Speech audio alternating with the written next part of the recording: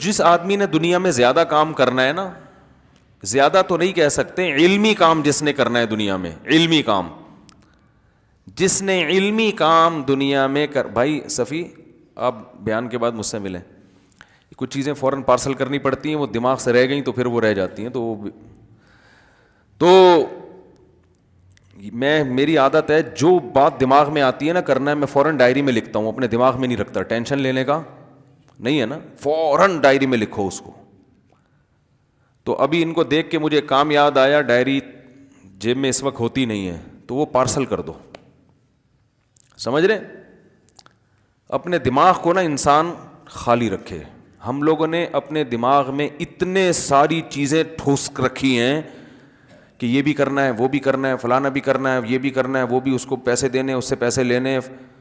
تو اس کا نتیجہ یہ نکلتا ہے کہ جو بڑے اہم کام ہے نا کرنے کے لیے, ان کے لیے دماغ فارغ نہیں ہوتا.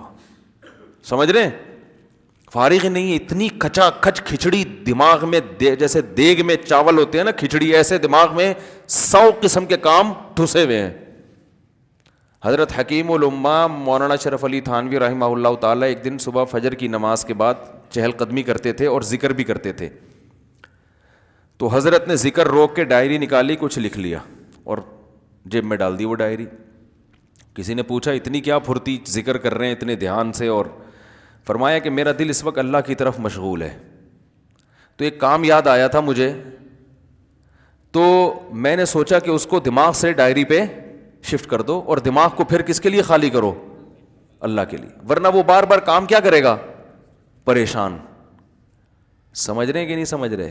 تو خاندانی لوگوں کی ایسی زندگی ہوتی ہے کہ اللہ کے یاد سے غفلت نہ ہو بھائی. وہ اپنے دماغ کو تو ادھر کے لیے رکھو نا, کام تو ہوتے ہی رہیں گے, تو اس کو ڈائری کو ٹینشن میں ڈالو, صحیح ہے نا, ڈائری کو بولو یہ تمہاری ٹینشن ہے, یہ میری ٹینشن نہیں ہے. پھر